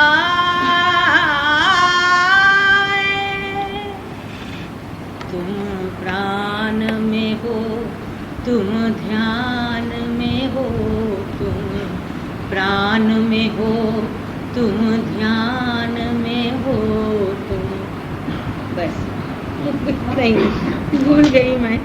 घूम घूम हो इतना दिन हो गया। अच्छा वो कह दो जरा, कौन सा? ये मेरी ओमनी क्या है?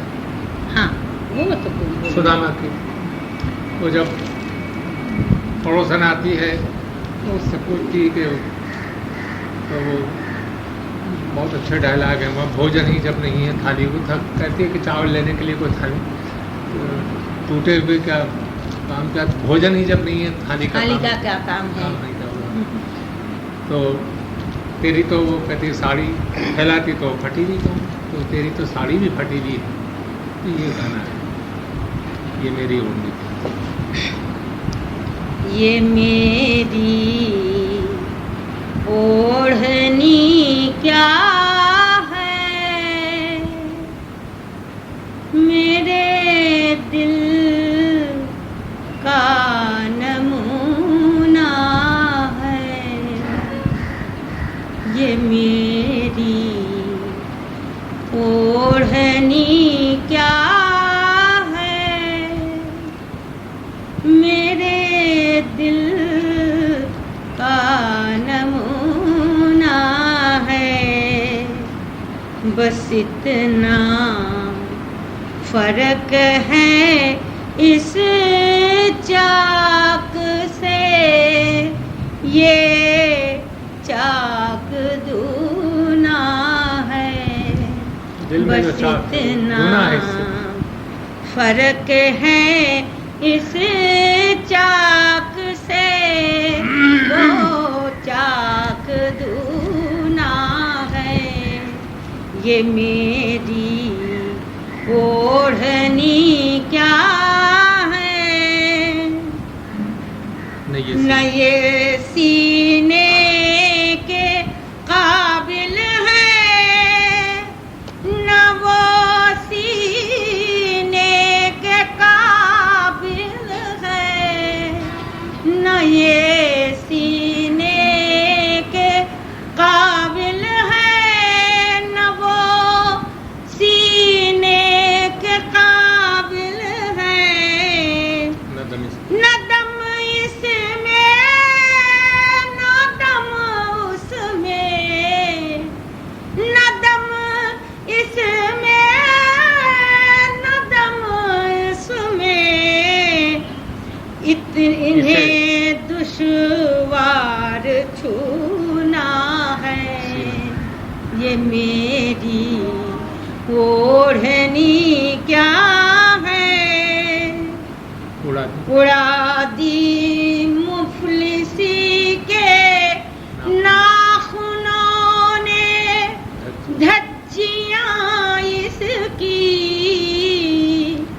तबा चूल्हा है ठंडा इस जलन ने इसको भूना है।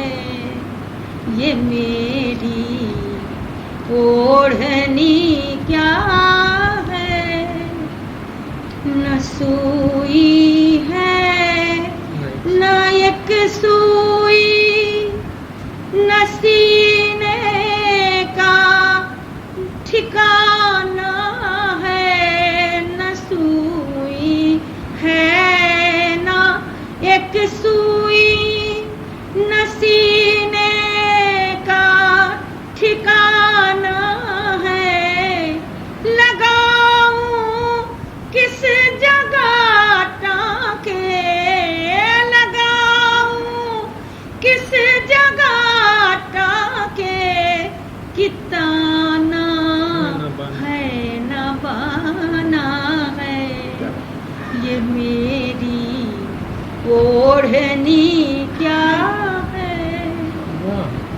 हजारों हसरतें थी मर गई सब तंग दोस्ती में, हजारों हसरतें थी मर गई सब तंग दोस्ती में, कफन डाला है उन पर, कफन डाला है उन पर के साड़ी का बहाना है, ये मेरी ओढ़नी क्या है। वाह वाह वाह।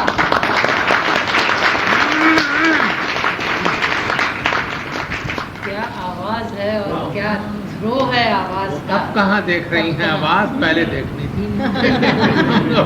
अब तो मर गई। अब तो चिराग के आखिरी लोग है। अरे नहीं। हाँ, तो और उसके बाद फिर क्या हुआ? आपने शुरू किया, उसके बाद क्या हुआ? ये तो बीच में हम लोगों ने थोड़ा और रस पा लिया। उसके बाद तो झांसी की रानी, तो झांसी की रानी जब বাংলা में बोलते हैं, हाँ, और झांसी की রানী যখন হবে তখন সকলে মিলে বলল যে একটা হিরোইন আনতে হবে, ঝাঁসি রানী কে করবে। যে তখন আমার স্বামী বললেন যে সীতা করবে, বলে ও পারবে না, ও रोना धोना का पाठ करती है, वो क्या सीधी सादी, वो क्या करेगी। তো সকলেই বললো। তা আমার এই কথাটা শুনে আমার খুব দুঃখ লাগলো। আমি বাড়িতে খুব কাঁদলাম ভগবানের কাছে, আমি ভগবান আমি কি পারবো না, তুমি যদি আমাকে শক্তি দাও তাহলে আমি পারবো, না হলে আমি পারবো, আমার নিজের ক্ষমতা নেই। তখন যেন ভগবানই আমাকে বললো যে তুই নে, তুই পারবি। তখন আমি বললাম যে আমাকে আমার স্বামী বললো তুমি কি বলো, আমি বললাম আমি পারবো। বলে ঠিক বলছো তুমি পারবে? বলে হ্যাঁ। দেখো ওতে আমার স্বামী বললো যে দেখো ওতে তরোয়াল চালাতে হবে, বাচ্চা ছেলের মতো চলতে হবে, এইগুলো সব পারবে, তুমি যুদ্ধ করতে হবে। আমরা আমাকে যদি শেখায় আমি নিশ্চয়ই পারবো, আমার এই মনের জোর আছে। ঠিক আছে।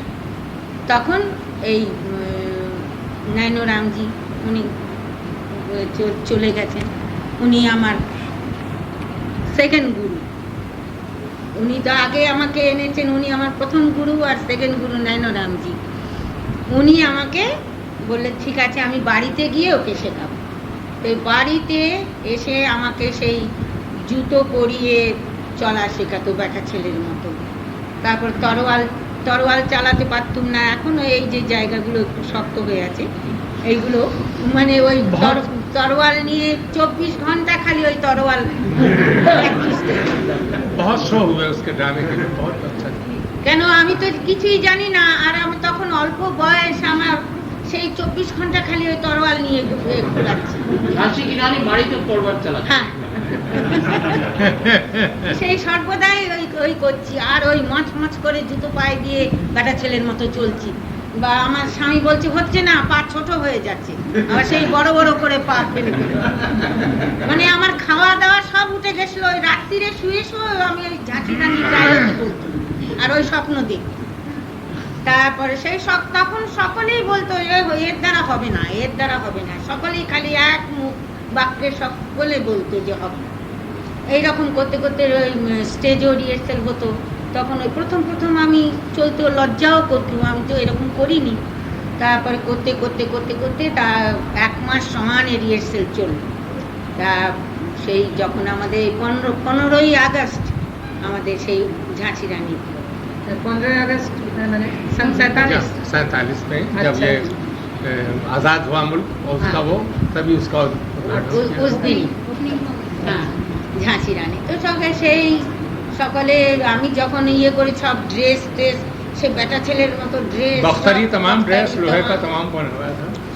সে আমার কর্তা সেই লোহার ইয়ে বানিয়ে এনে দিলেন আমার স্বামী, ওই লোহার যে ইয়ে পরে মাথায় টুপি শুদ্ধ, জাল শুদ্ধ। সে প্রথম দিন তো পড়ালো, আমার মনে হয় মাথা আমার বুঝি চলে গেল এইরকম। আমি সেই নিচু হয়ে গেছি, অনেক ভারী, সে প্রায় 300-400 ওজন হবে সেটা। अच्छा, वो ड्रेस ही बहुत भारी था, वो जरा थोड़ा रखकर। सामान नहीं मिला तो ये लोहे की जो चाबी की जो जंजीर होती है ना, चाबी को गुच्छे की, नहीं वो रिंग रिंग रिंग ऐसा वो करके सब लेकर बनाया, इकट्ठा करके बहुत सारा बना शेरों के से उसको वो बनाया। ये किया। वो झांसी रानी की टोपी अभी तक मेरे पास है। तो और वो दो तलवार, দুটো ডবল তলোয়ার থাকতো ঝাঁসি রানীর সঙ্গে, সেই রকম সেই সব ইয়ে করে তখন এই প্রথম আমি যখন স্টেজে বেরোলাম আমার তখন এমনি বিধবা ড্রেস পরে তখন আমি বেরোলাম, বেরিয়ে তো ডায়লগ যখন আমি বলবো দাঁড়ালাম, মনে আছে কিছু ডায়লগ? পর্দা না, কতদিনের কথা কি আর মনে থাকে, পর্দা উঠে গেল তখন ওকে ফুল ওয়ান্স মোর बोल दो जान दूंगी झांसी नहीं दूंगी। फिर पद्मनी जान का- दे दूंगी मगर झांसी झांसी नहीं नहीं दूंगी। पद्मनी, फिर दुर्गावती, हाँ। तो एक से एक बढ़कर फिर तो साहस बढ़ ফের गया। যখন আমি এই সেই বখতারি ড্রেস পরে আর সেই ঘোড়ায় চড়ে যখন বেরোলাম, আচ্ছা, স্টেজে ঘোড়া এসেছিল? ঘোড়া মানে সাচ্চা নয়, যেমন স্টেজের কাঠের ঘোড়া হয়, তখন সকলে মিলে এসে কি বনসমোর সেই প্রায় 1 মিনিট পর্যন্ত থামিনি ওই ইয়ে দেখে। সে তো আমি যখন ইয়ে করে তারপরে যুদ্ধ, প্রথম তো আমি ঘাবড়ালাম যে কি জানি চোখে মুখে না লেগে যায় তরোয়াল কি হবে। তারপরে সেই যে আমার সঙ্গে লড়ছিল তো উনি বললেন যে কোনো ভয় নেই, ও আপনি করে যান। ঠিক আছে, তখন যুদ্ধ করলাম, যুদ্ধ করে যখন ইয়ে করলাম তখনও খুব ইয়ে, তারপরে থেকে আমার উৎসাহ বাড়লো, আমার ভেতর থেকে ভয় চলে গিয়ে তারপরে তো যখন আমি করেছি সে তো আপনারাও সবাই দেখেছেন যে ঝাঁসি রানী কীরকম হয়েছে। তারপর পদ্মিনী, দুর্গাবাই, দুর্গাবতী, कर्णी माता, হ্যাঁ, ভগৎ সিং, এই সব একবারে তখন থেকে আমার চেঞ্জ হয়ে গেল, আমার নেচার, दुर्गा दास, আমার নেচার চেঞ্জ হয়ে গেল, তখন আর ইয়ে নয়, সব রকমই তখন অভ্যাস হয়ে গেল। কত নাটকে আপনি অভিনয় করলেন? আমি मास्टर जी बताइए। साले मेरे ख्याल से कोई 200 नाटकों में की। 200 ना? इससे ज्यादा ही होगा, बंगला भी है, हिंदी भी है, मारवाड़ी में भी किया है वो सब, लेकिन हिंदी का जो मैं कह रहा हूँ 200 नाटकों से कम की लिस्ट नहीं है मेरे पास। तो करीब 250-300 नाटक के तो पोस्टर है ही है। দাদারা বলুন না আপনাদের তো আপনারা বলুন না আপনাদের। হ্যাঁ হ্যাঁ, পেয়ারা আমি করেছি, সবই ওই ওনাদের সঙ্গে তো আমি করতাম। অনেকবার করেছেন, কেন মনে আছে কিছু পেয়ারার গান? হ্যাঁ, না না, দু একটা লাইন হলেই হবে, পুরো গানের দাও। এ জীবনে মিটিল না সাদ ভালোবাসি, এ জীবনে মিটিল না সাদ ভালোবাসি, ক্ষুদ্র হৃদয় হায় ধরে না তাই, ক্ষুদ্র হৃদয় হায় ধরে না তাই, আকুল অসীম প্রেম রাশি, আকুল অসীম প্রেম রাশি,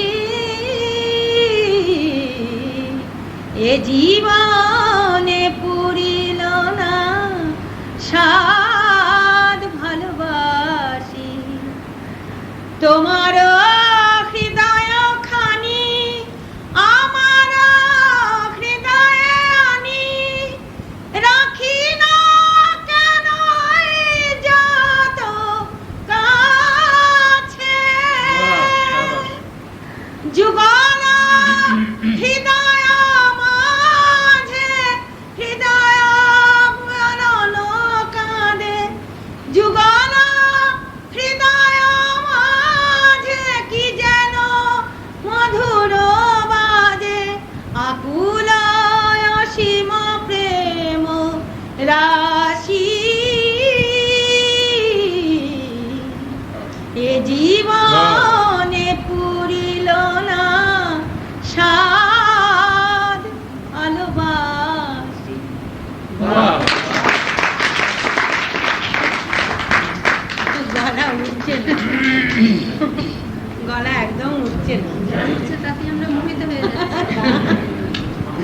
আর গাইতে না একদমই গান ছেড়ে দিয়েছি ওই জন্য আরো অভ্যাস থাকলে হয়। अब आप लोग कुछ और पूछना चाहें पूछें। चलो আপনি নাটকটা ছেড়ে দিলেন মানে মুনলাইট উঠে যাওয়ার পর। হ্যাঁ না তারপর পরেও করেছি। ওই স্টারে হয়েছিল আমাদের ভগবান কা ঘর না কি क्या था वो? आत्माराम ভক্ত মোরধ্বজ। হ্যাঁ ভক্ত মোরধ্বজ হয়েছিল সেইটাই করেছি স্টারে, তারপরে ছেড়ে দিয়েছি। আর अच्छा बांग्ला की जी বইগুলোতে করলেন? বাংলা তো অনেক বইয়ে করেছি।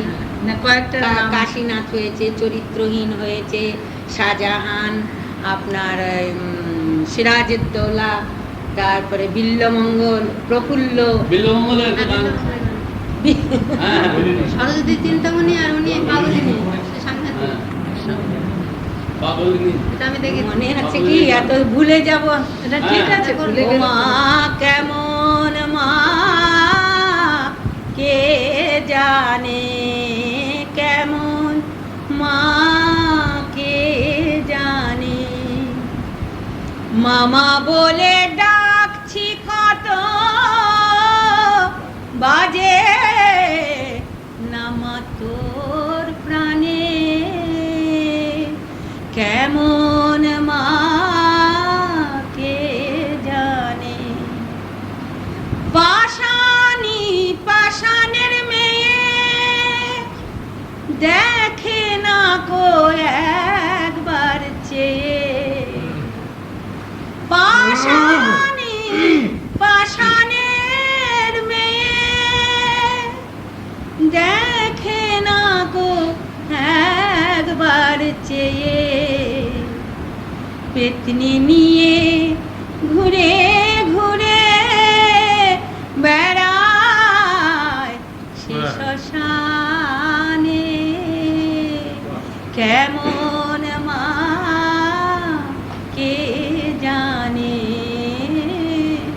কেমন মা কে জানে।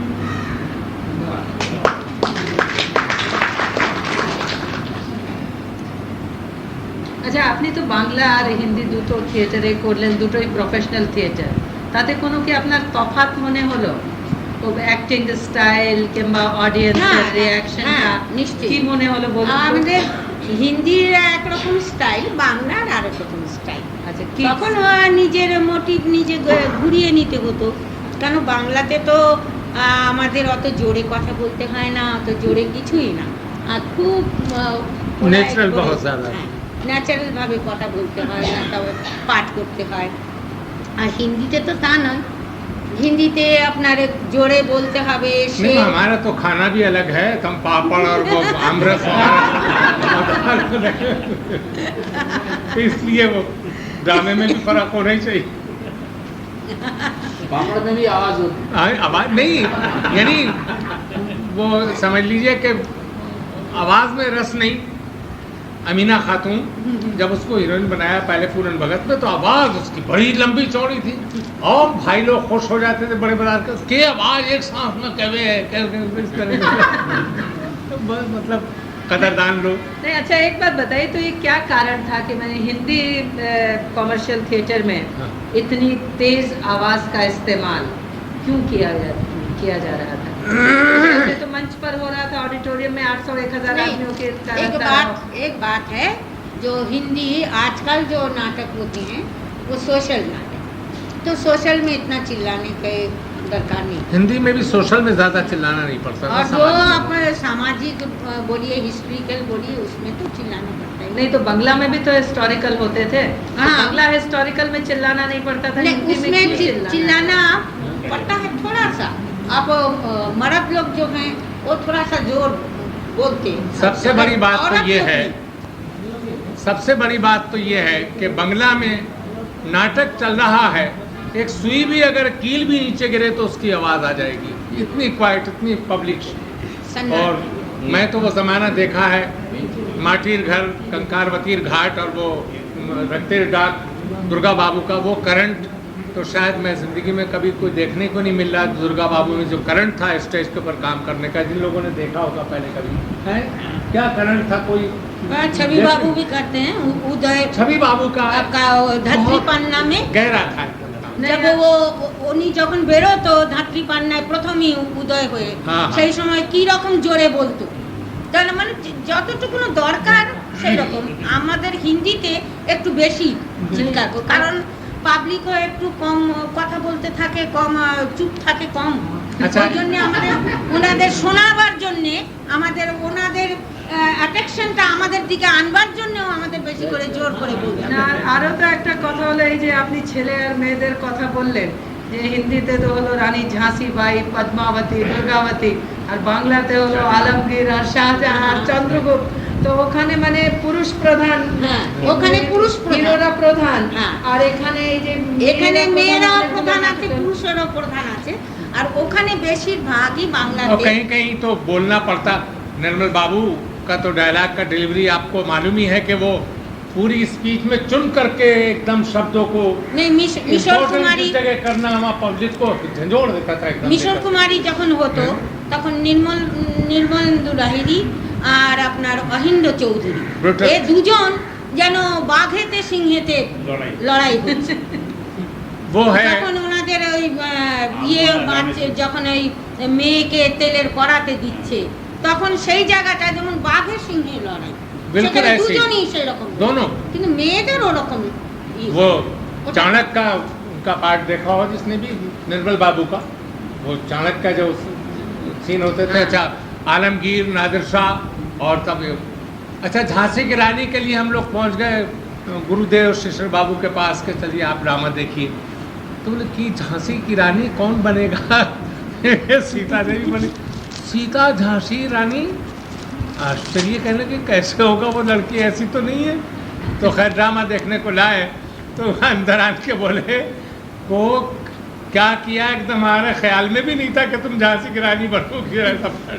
उन्हीं ने हमको दिया है नाट्य, हिंदी नाट्य सम्राज्ञी सीता देवी, उन्हीं का टाइटल है। तो क्या बोले, उनके साथ भी काम किया वो विप्रदास। विप्रदास वो तो जब अमेरिका गए थे सीता लेकर के सन 23 में, और जब लौटे तो दिल्ली में पहला शो कटोरा ताल में किया। तो तारा कुमार बाबू तो लक्ष्मण बनते थे 1930, और वो क्या नाम है, प्रभा सीता बनती थी। प्रभा देवी। दोनों का इतना खूबसूरत बॉडी, ऐसा चेहरा था राम और लक्ष्मण का, शिशिर बाबू का, इनका सबका। तो तमाम ड्रामे देखते देखते के बड़ा शौक एकदम।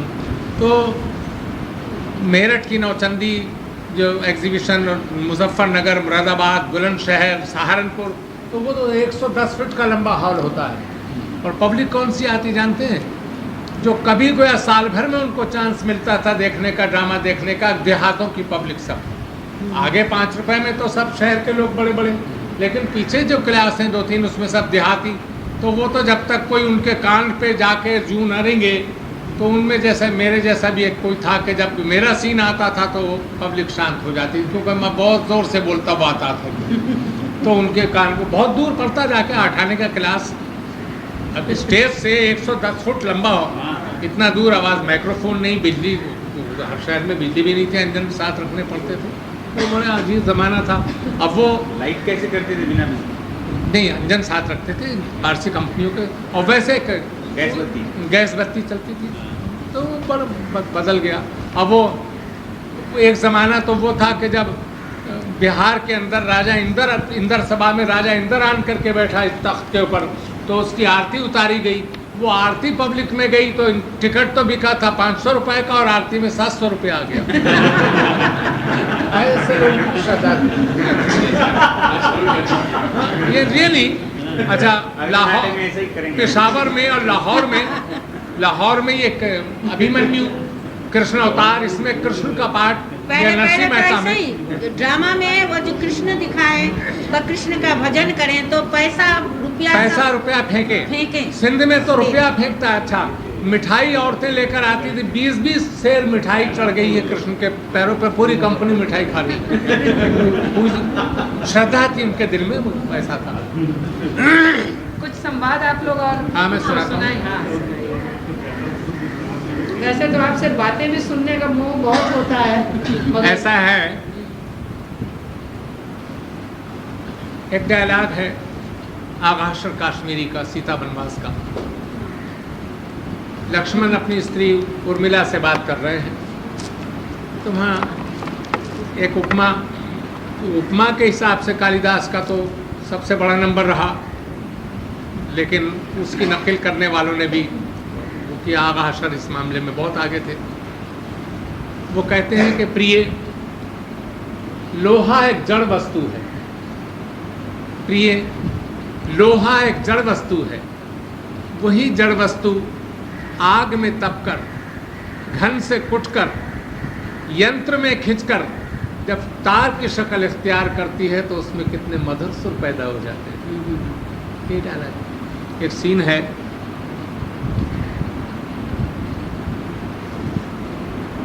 बाजार हुस्न में एक नई लड़की आई है और शहर के जो अय्याश लोग हैं वो जाते हैं सौदा करने के लिए अपने मनमानी।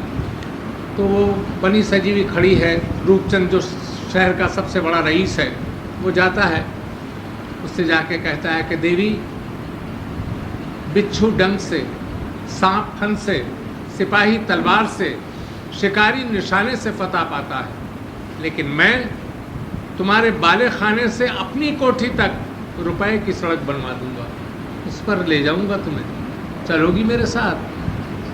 कहती, महाशय, रंडी सर की चोटी से पांव की एड़ी तक धोखा है। बेवकूफ, धोखे को धोखा देने आया है। रंडी सर की चोटी से पांव की एड़ी तक धोखा है, बेवकूफ, धोखे को धोखा देने आया है। कहते, सुंदरी, इनकार ना करो, मैं तुम्हें अपनी स्त्री से भी बढ़कर मान लूंगा।